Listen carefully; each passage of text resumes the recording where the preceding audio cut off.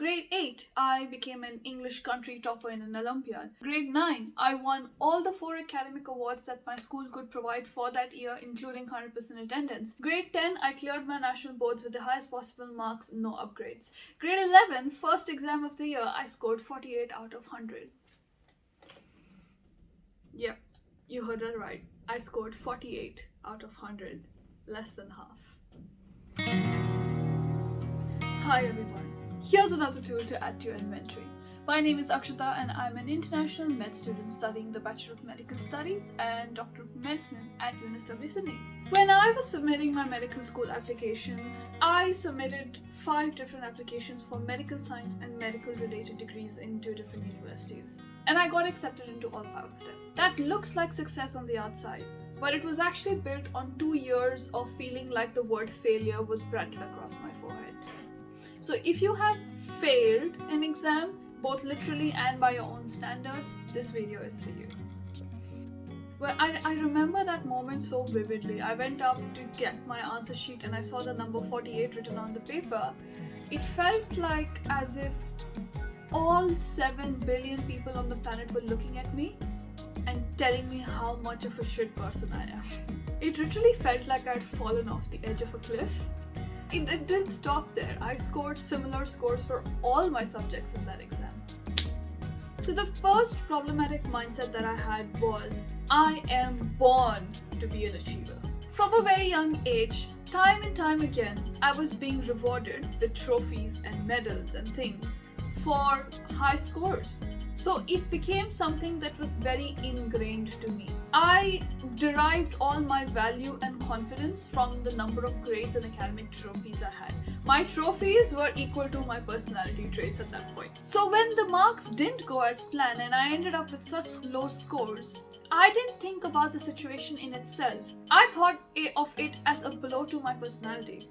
The thoughts that were running through my head were, oh great, now I don't have my marks, I am not worthy of anything, people won't talk to me because everybody knows now that I don't score well. They already treated me as an outcast, now I don't even have my marks, so I'm not even intelligent anymore. That manifested as really bad insecurity. Not feeling confident about anything at all, being jealous of other people getting better marks, justifying in my head why what they have got is not the genuine way that they have gotten it because I wanted to feel better. Super unhealthy. At that time, nothing except my career square was taking up my time. That's normal for a student who is trying to get into university, much more normal for a student who is trying to get into med school. But if I had that awareness that marks don't define you, I would have spent less time recovering from the damage to my personality or my confidence, as opposed to paying attention to what happened within that exam and what I had to switch around to fix it. The process of getting back up from this situation would have been much faster, much more accelerated if I hadn't taken that blow to my confidence. And that had happened because of this fixed mindset. So I needed to get rid of it. The next thing that became problematic in my mind was using the words, I'm never gonna be able to do this. This is not my thing. I used to say this a lot in my discussions with my mom over the next 2 years that followed beyond this mark incident. And I would say this in a very nonchalant, calm way. I would say, yeah, I'm not gonna be able to do it. This is not my thing. I'm not good enough for this. Why don't you get that? Like, look, my marks just prove it to you. My mom always used to reply with this. So she would say, so what, are you giving up?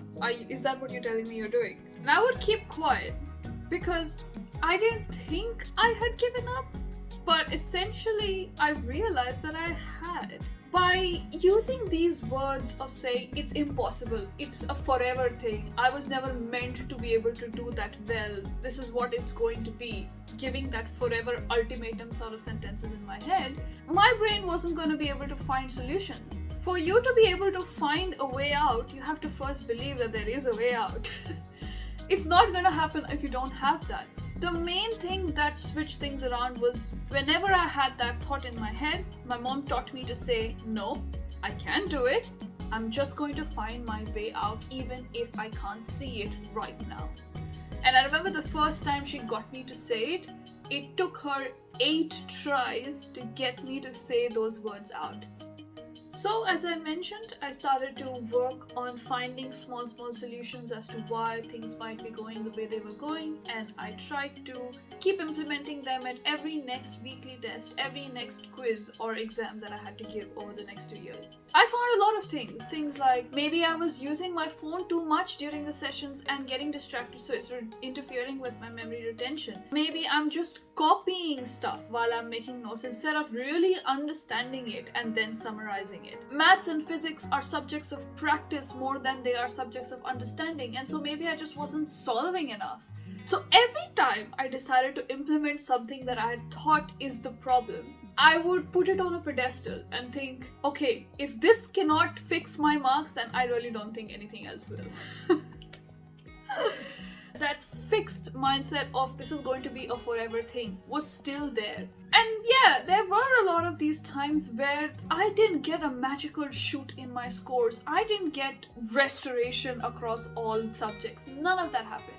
And so every time that didn't happen, when I was expecting it to happen, I would feel the whole drop in confidence, dropping off a cliff feeling all over again and again and again.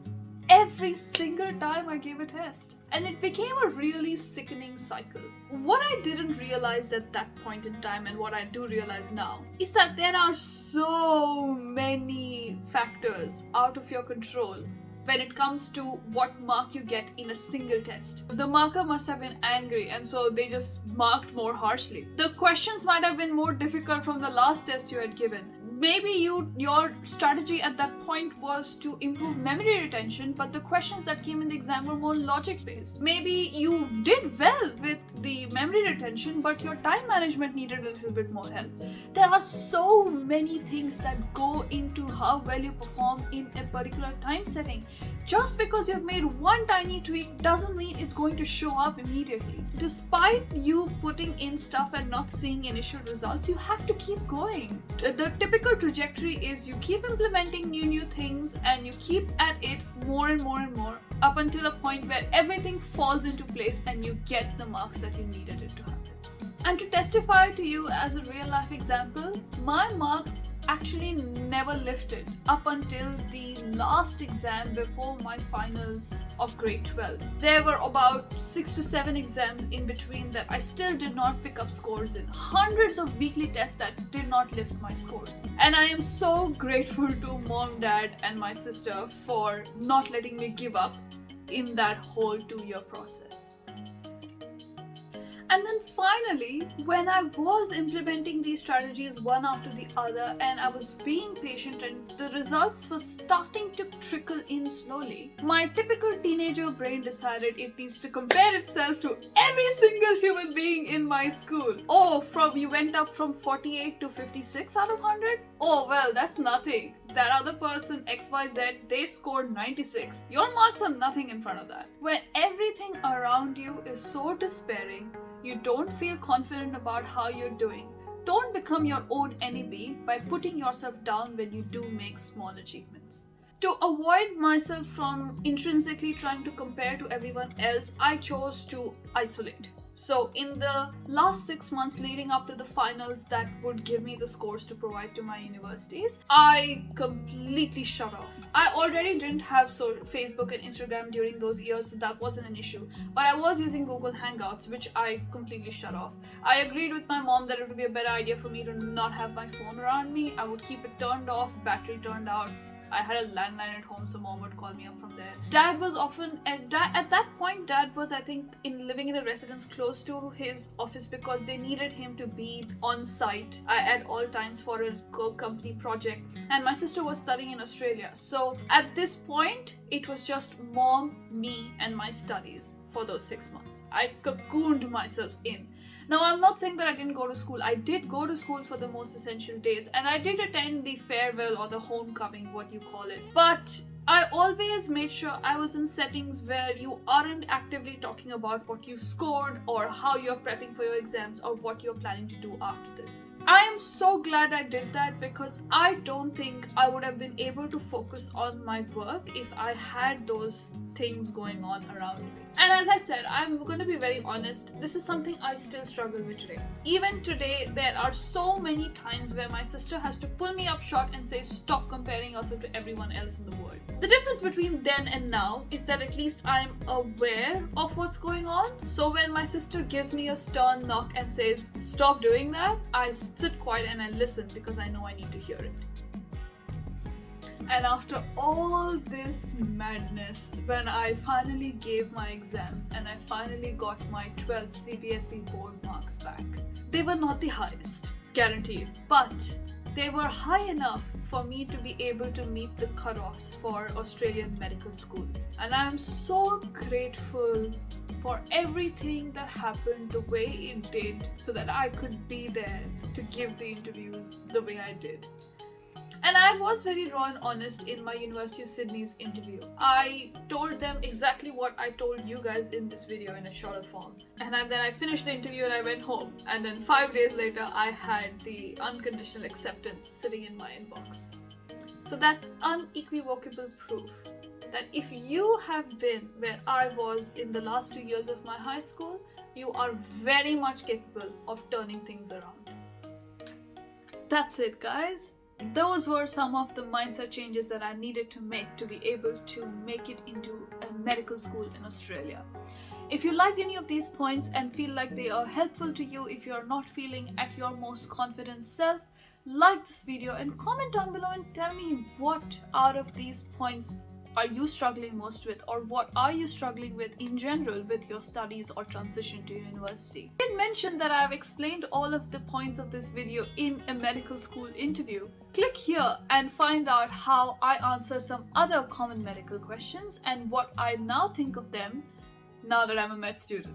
If you found any value from this channel and want to see more similar videos come out, subscribe to this channel, make this inventory your own.